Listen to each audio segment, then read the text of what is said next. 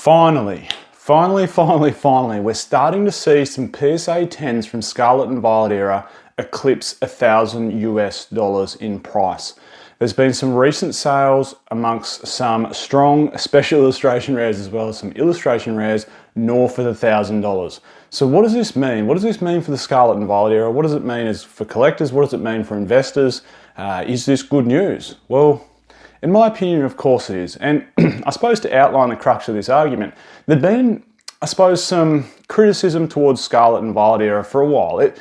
Look, it always happens. And if you're new to the hobby, you're new to the investing space, or if you've been around here a while, you've probably heard it before. But every time a new generation comes out, people seem to hate on it a little bit, and they relive the past, the previous generation for a while. And it takes a little while for the new generation to gain some steam. Well, I think we can well and truly say the Scarlet and Violet era has definitely gained some steam now. So I guess what we're going to essentially do in this video is go over some prices of some PSA 10 cards from Scarlet and Violet era that have eclipsed $1,000, and then discuss, of course, what it means. Before we jump into the crux of the video though, just a shout out to today's video sponsor, which is the Shiny app. If you don't have the app, I urge you to download it. If you do have it, please update it because there's some new updates. Shiny app is the one-stop app for all your collecting and investing needs. We're pushing close to 50,000 downloads now, so it's a place where you can log all your singles, all your sealed, mostly for Pokemon, of course, but there's other TCGs in there. It updates pricing daily, so you know exactly what your card's worth. It'll price track, of course, so you can see your percentage gains and profit that you've made on each individual item, plus your whole collection. You can filter by set now, and also it's got up-to-date price charting, so you can hold your finger on the app and see, you know, day to day, what it was a week ago, 6 days ago, 10 days ago, exactly what the price of a card or a sealed product was. So, great app. I urge everyone to download it. Right, onto the video. Some PSA 10s. Like I was saying, some of the discrepancies or some of the reasons that people were hating on the Scarlet and Violet era a little bit, because there was no big chase card. And we come out of an era which was Sword and Shield, which had so many big chase cards. You know, Evolving Skies alone had more chase cards than what the whole Scarlet and Violet era had up until Twilight Masquerade. Like, it was just such a strong set, let alone factoring in things like Giratina from Lost Origin, Lugia, you know, Fusion Strike with, of course, the Gengar and the Espeon and the Mew, and then of course Chilling Reign with the amount of old arts inside that, including the extremely expensive Blaziken. So that was one of the reasons there was criticism towards Scarlet and Violet era. And now everything's been flipped on its head. Not only are raw prices starting to shoot up, but we're seeing some sales of PSA 10s above $1,000. So let's go through one. And the first is the big dog, nicknamed the Sunzard. So the Sunzard, and I think this was on the 17th or 18th of January? 17th. So yesterday, the PSA 10 Sunzard, which, by the way, has a population of 11,393 PSA 10s. Mind you, it has a conversion rate of 35%. So that means for every essentially 100 that get sent in to be graded, only 35 are receiving 10s. So 65 of those cards are receiving a 9 or lower when they get sent into grade. So what this tells us is, you know, 151 is a difficult set to grade. 35% is extremely low. Nonetheless, though, even with a population above 11,000, the Sunzard received a price of bang on US $1,000. So confirmed sale on eBay at $1,000 for a PSA 10 Sunzard. A couple others, of course, that have had confirmed sales above $1,000. The Bubble Mew from Paldean Fates. And by the way, there's 6,775 copies of this. Conversion rate though at 48%, so it's a slight bit stronger. There's of course been the Magikarp from Paldea Evolve. That has multiple sales north of $1,000 as a PSA 10. And again, the conversion rate on this is absolutely awful. It's like 23% to receive a PSA 10. And as a result, the PSA 10 population is quite low. And I think, you know, that PSA 10 population being quite low, coupled with the fact of how beautiful the artwork is, and it's the Shinji Kanda artwork, which gave us, of course, the Giratina from Lost Origin. It's given us the Magneton promo from the Surging Sparks Elite Trainer Box and Pokemon Center Elite Trainer Box with a stamp on there. So there's a few things, I think, which add to the price of this card, because most people go, oh, well, it's just an illustration rare, not a special illustration rare. How's it so damn expensive? Well, that's probably some of the reasons why. Beautiful artwork. not the world's most fan favorite Pokemon, but it's still a Gen 1, somewhat fan favorite Pokemon. You know, low PSA pop, difficult to grade, beautiful artwork, nice artist, bang. There you go. That's the perfect formula to raise its prices in a PSA 10 north of $1,000. And the other one that's reached over $1,000 is the Pikachu from Surging Sparks. Confirmed sales well and truly above $1,000. 1,944 PSA 10s at 40%. Now the question here is, this is the big question for, I suppose, really investors of both the raw singles and the graded singles. And that is, are they done? Are they done increasing in price? Are they going to retrace? You know, Surging Sparks hasn't been out very long at all. So is that Pikachu going to drop down in price? Well, here's my thoughts on it. And I think, you know, what we probably need to do is look at history, because sometimes history has a uncanny habit of repeating itself. So if we look back at Sun and Moon, the same thing happened. If we look back at Sword and Shield, which might be a bit more recent in people's memory, so we'll have a look at that. What happens is, generally when a chase card first comes out, we see a bit of a drop off because it holds such a premium as it first comes out.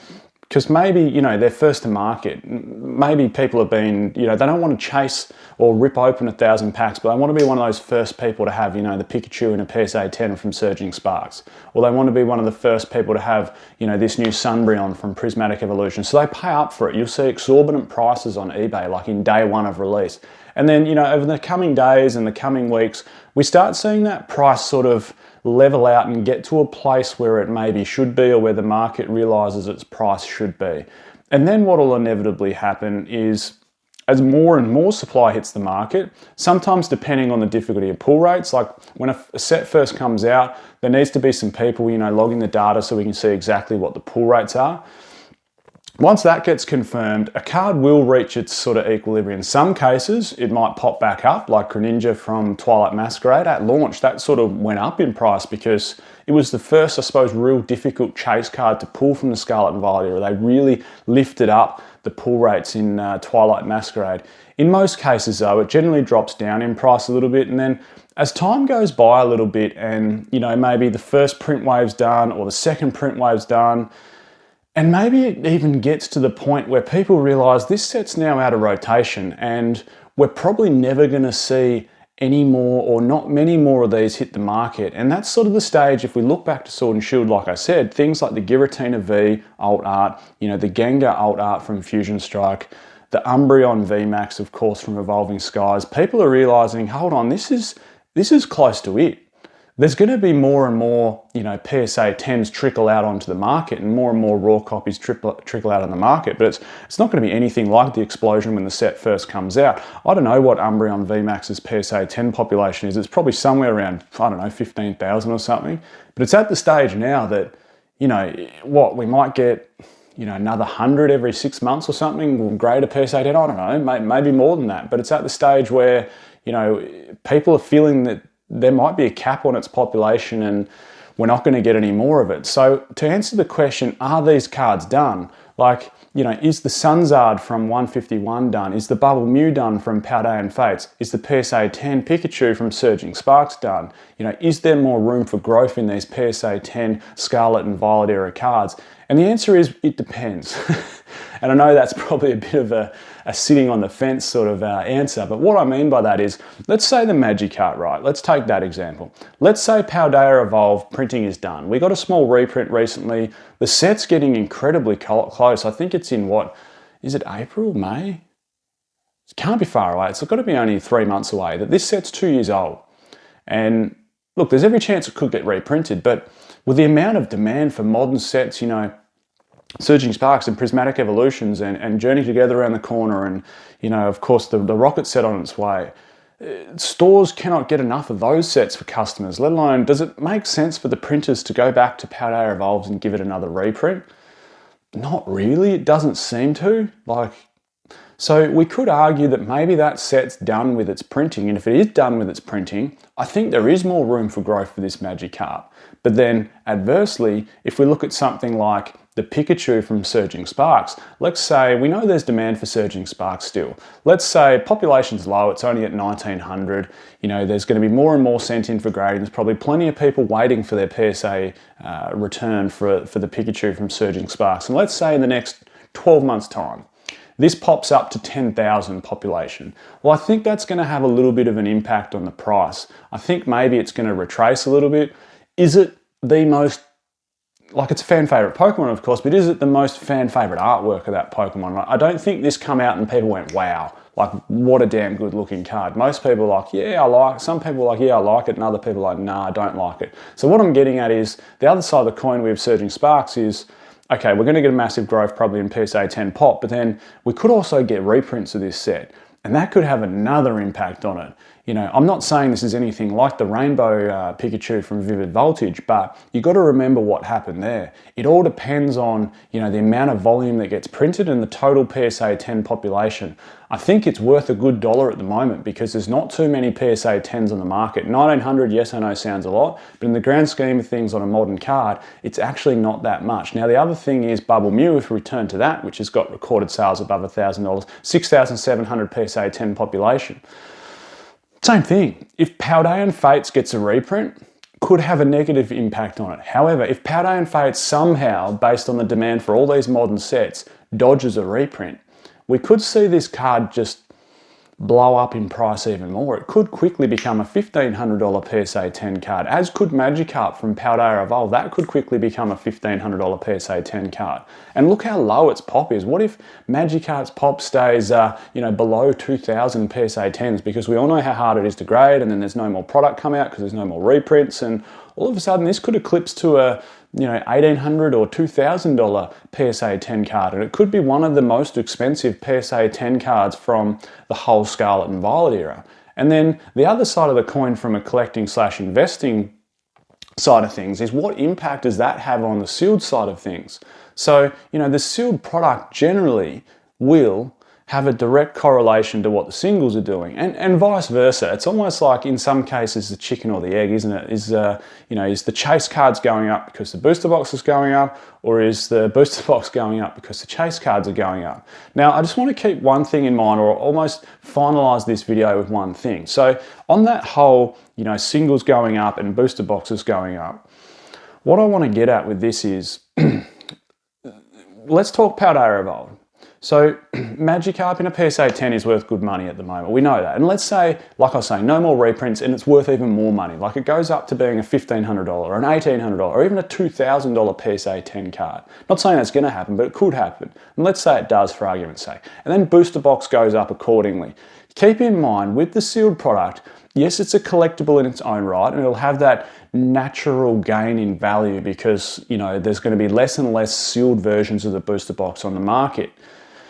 But overall, its intrinsic value is somewhat related to the cost of the hits. Now that could be both raw price and how strong they are as a PSA 10 copy. So Magikarp will have a direct correlation on the booster box price. The other side of it is though, generally for a booster box to absolutely balloon up in price, like we're talking Evolving Skies, we're talking Team Up, Cosmic Eclipse, etc., it generally needs to have multiple chase cards. Now look, Paldea Evolve does have multiple chase cards. It's a really, really strong set in that regards. But it doesn't have anything multiple as strong as Magikarp. It doesn't have multiple cards north of $100 raw. It has a few, I think, the Sleeping Raichu, and what else is there? The Tyranitar, and the Marrow's ballooned in price a little bit. So there's a bunch of those like $30, $40, $50 cards. And then again, if we turn back to Sword and Shield era, and we look at a set like, say, Chilling Reign, it's the same sort of scenario. You have a bunch of beautiful artworks and beautiful cards, but only one really, really, really strong chase card. It reminds me a little bit of that. Beautiful artworks, a bunch of chase cards, but only one super, super strong one. So I think if we look at maybe a correlation where price might sit, perhaps those two sets could align a little bit. And to finalize this point, if you look at a set like Burning Shadows, which still has the most expensive modern PSA 10 card, in the Charizard, I think it even maybe eclipses, or maybe Umbreon's overtaken it now, but either way, it's an extremely, extremely strong PSA 10 price. But if you look down the set, it's really a one-hit wonder. And if you look at how Burning Shadows has performed, even though it's an older set than things like Cosmic Eclipse, Team Up, etc., Unified Minds, even Unbroken Bonds for argument's sake, even though it's an older set than those sets, its booster box price isn't as strong because all it's relying on is one chase card. So I think this cements home the point that one chase card will add to the price of the booster box, both a strong raw price and a strong PSA 10 price, but we need multiple hits inside there to really send a box into the stratosphere. So when you're thinking about investing in a booster box, for my money so far, it's still Surging Sparks in the Scarlet and Violet era. That has the most chase cards from the era so far. Paldea Evolve though will be strong, and it's going to be interesting to see what happens with this PSA 10, but great news, I think. Great news for collectors and investors alike that, you know, PSA 10s now are starting to pop off and receive sales north of $1,000 in the Scarlet and Violet era. I'm Michael, this is Pokey Oz. Catch everyone next time.